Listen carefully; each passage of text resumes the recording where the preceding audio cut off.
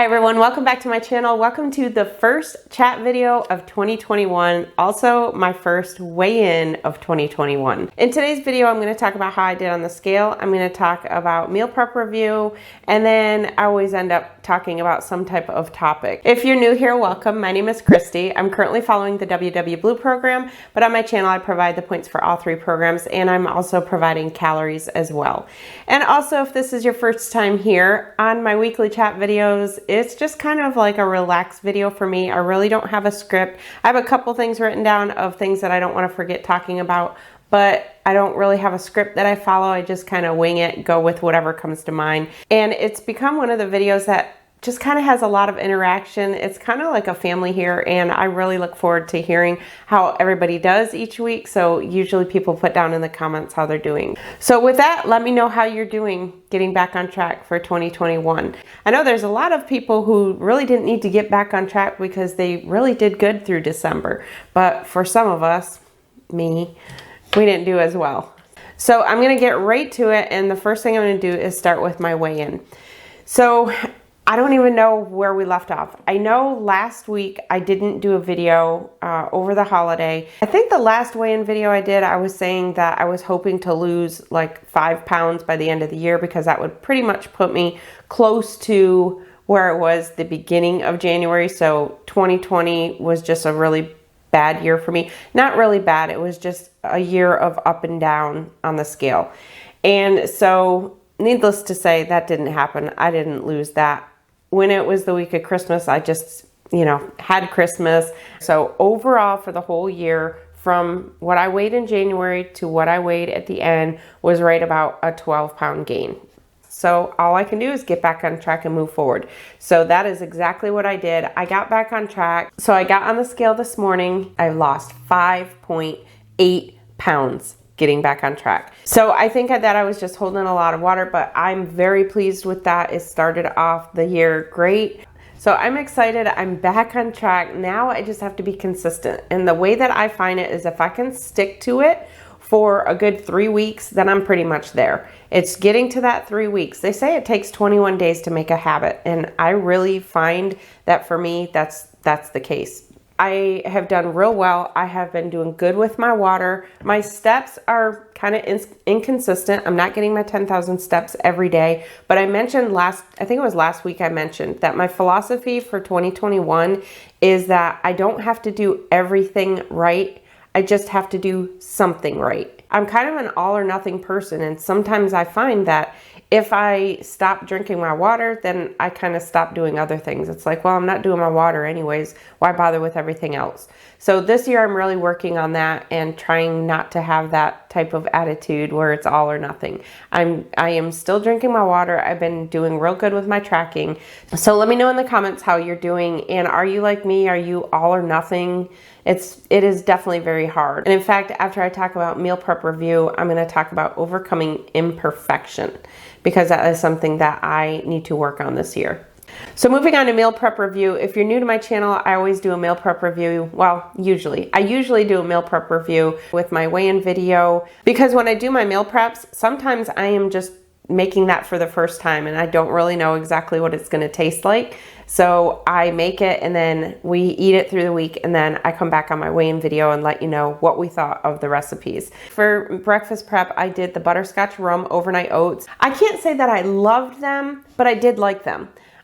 Just because I love pretty much any kind of overnight oats, but I did like them, but they weren't one of my favorites. The rum extract is a very distinct flavor, so it's kind of one of those things you either love it or you hate it. My husband was not a fan of this one. He liked it, but just not a big fan. The strange thing with this one is this was one that for me, the first day that I ate it, I thought it was really good, and then the second day, I just didn't care for it as much. So I don't know if that rum extract like changes the potency or something after a day. I've never had that. So I think what I would do with these is the next time I make it, I would just use a different kind of extract. I think I would probably use vanilla extract. So let me know in the comments if you tried it with the rum extract or if it worked, if it didn't work. Mimi G said she was going to use butter rum extract, which I didn't even know existed. And I bet you that would be a lot better. I'm thinking that's probably a little bit more smooth. So Mimi G, let me know in the comments if you ended up trying it and how it worked out. So moving on to lunch, we did cheeseburger bowls.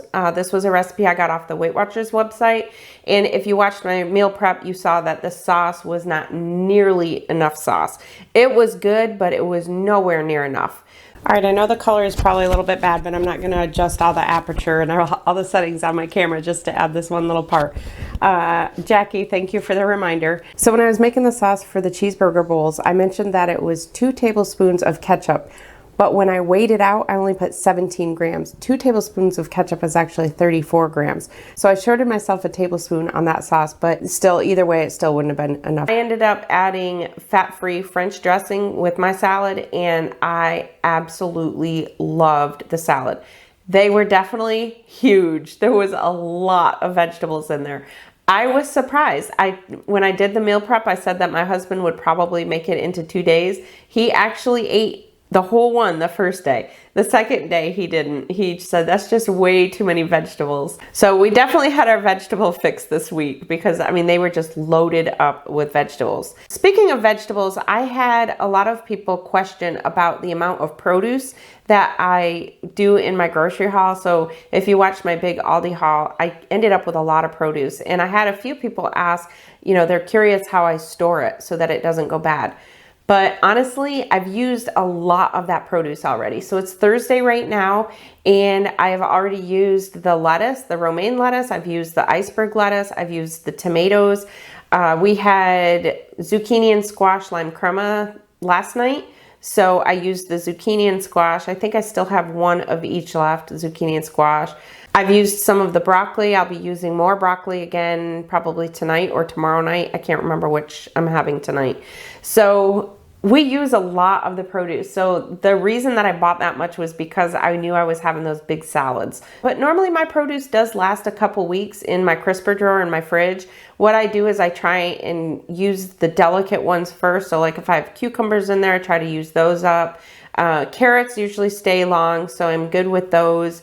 Cauliflower usually can stay long if you buy it when it's like real fresh. Broccoli usually lasts pretty good. So it just depends on what it is. I don't store my tomatoes in the fridge. I keep those out of the fridge and then I put them in the fridge like the day before I'm gonna have them. Just because they say that when you store tomatoes in the fridge, they tend to get ripe too quick. So I don't really have much waste with my produce. I try to go through and use it. So now what I'll do is for this week coming up, I'm going to see what I have in there. I know I've got some peppers, so I'll try to make sure that I plan my meals around the produce that I have left so that I'm not wasting it. So I would say normally my produce lasts a couple weeks. Another thing too that I talked about in that grocery haul was my meats. So I mentioned that grocery haul was a $275 grocery haul because I got a lot of meat. Let me tell you what happened that night after I filmed that. My husband found a package of meat on the floor of his truck.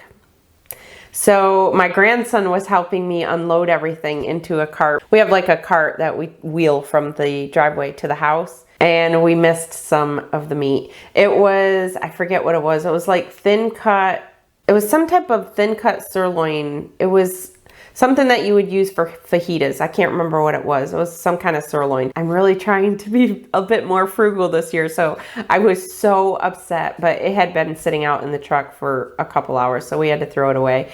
And when I unloaded, I mentioned in my meal prep, when I unloaded groceries from the truck, I dropped a jar of pickles. So I'm on a roll for food waste this week. If you watch me, you know that I do not like food waste, so that really bothered me. And another thing I want to mention before moving on to our little topic is I want to give an update on my car. So Deb, you had messaged me the other day and asked me what's going on with your car.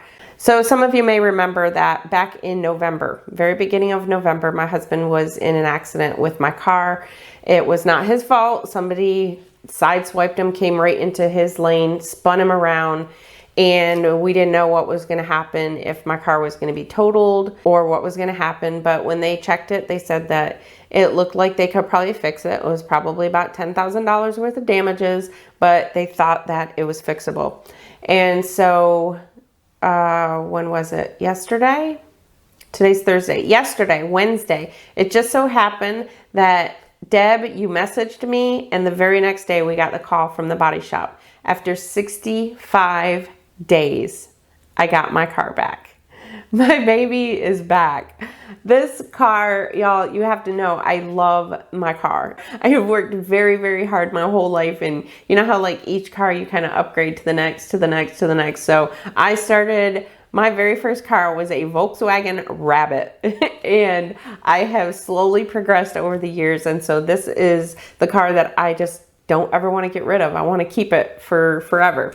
So the good thing is my husband was okay though. He wasn't hurt in the accident, and that was what was most important, obviously. But now that he's good, and now I have my vehicle back, so I'm super happy. So another good start to 2021. So now let's move on to what I call a little motivational topic. I want to talk about overcoming imperfection. Put in the comments down below if you consider yourself a perfectionist. I always considered myself a perfectionist. Like I needed everything to be perfect. Everything has to be perfect. But I realized I don't really think I'm a perfectionist, because there's a difference in demanding perfection and setting high expectations. So it's okay to set high expectations for yourself. It's good to set yourself some high standards. So you want to reach for the top. For me, like in my career, for those of you who are new, YouTube is not my career. I do have a long-time career. And something I have always done throughout my entire career is to aim higher than I feel I can achieve. Aim for that high one. And if you don't get there, that's okay. It's all right. It's the steps that you do in between. And so I realized that I can kind of put some of those to my weight loss. I think that there is such a thing as being successful in your imperfections. I mean, let's face it, nobody is perfect. And honestly, what is perfect? I feel like we learn more from failing than we do from succeeding. When you succeed at something, it just comes natural. You're really not learning anything. An example that I can give for me personally is when I lost weight with Weight Watchers back in 2003. I was in my 30s. I'm 49 now. And when I lost weight in 2003, I was in my 30s. Didn't have nearly as much flab as I do now. I was a little bit more fit, but I was very obese. I was very obese. I actually quit smoking January of 2003, and I'm still smoke-free, happy to say. I quit smoking January 2003, and then March 2003 is when I joined Weight Watchers. I went to meetings in person. Now I do it online, which works for me now. But back then I did it in person. I went to the meetings, and let me tell you, I never missed a meeting. My journal, I had the handwritten journal, was literally like on me all the time. It was a diary. I wrote every single bite in there. I looked at it every single night. I studied it. It was almost like it was homework. I was studying to see how I did. I was working out 4 to 5 times a week. I was doing videos at night, plus going to curves in the morning 4 days a week. I was doing everything. I was doing the points. I wasn't learning about health because all I cared about at the time was just stay within my points. It doesn't matter what I eat, and let me just get to where I need to be. There's the number down the road. That's what I need to get to, and then I'm done. And so that's what I did. And over about a time span of a year to a year and a half, I had lost 93 pounds, got to my goal weight, became a lifetime member, and that was it. And I'm there. It's all done. Finally, all that hard work is done. I got there. I got to the finish line. It's over. That's it. No, I was so wrong. I was so wrong. And the worst part about it, I was so successful and I did so well, but I didn't learn anything. I shouldn't say I didn't learn anything. I did learn some things, but I didn't truly learn about food and health. It was just about losing weight. It was about the number on the scale. And so this year, I'm focusing on more health, and I'm focusing on learning about myself. And I'm gonna take it where if I don't have a loss, that's okay. What did I learn this week? What did I do this week? So there's a quote that I came across, and I want to read this quote to you because it really hit me. This quote is from Stephen McCraney, and it says, "The master has failed more times than the beginner has even tried." The master has failed more times than the beginner has even tried. That is so true. So I just want to say, whether you are on this journey, you've been following me, you've been on this journey, or if you're new to Weight Watchers, we know there are going to be weeks that we don't have a great loss like I had this week. I know I'm going to have gains. I know I'm going to have days that I am going to splurge. I cannot be hard on myself. I cannot beat myself up over that. I have to know that it's just part of the learning. It's not a failure. So this year, I'm really going to try to focus on more of the healthy habits rather than that number on the scale. Of course, I want the number on the scale, but I don't want that to be my focus. So I want to try and zone in on every day. I do want to have my long-term goal there because I think that's important for me to look at that long-term goal, but I need to break it up and I need to do baby steps and I need to not put a time frame on it. So how many of you do this? You get your calendar out. You had a great loss this week and you lost like 2.2 pounds, and you get your calendar out and you get your calculator out and you figure out, man, if I lose 2.2, what's 2.2? 2.2, okay, and I'm gonna lose that times this week, and then I'm gonna count the weeks. Dang, I'm gonna weigh this much by this date. How many of you have done that? Because I know I'm not the only one. I'm not gonna do that this year. So my philosophy for 2021 is I don't have to do everything right. I just have to do something right. And I need to make sure that when I am having those days, because I know those days are gonna be there, where I'm just not feeling it. I just don't feel like counting points today. I just don't wanna do it today. I am going to just say, that's fine. Don't count your points, but you got to drink your water and you got to get your steps in.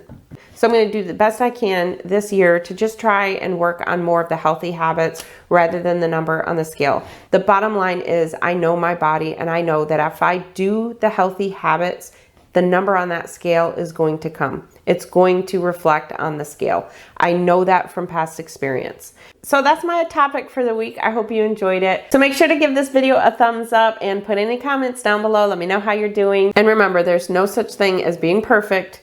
Imperfections are okay. Just do one thing right. I hope you all have a fantastic weekend, and I will see you in my next video. I'm Kristi, and I'm Planning Us Healthy.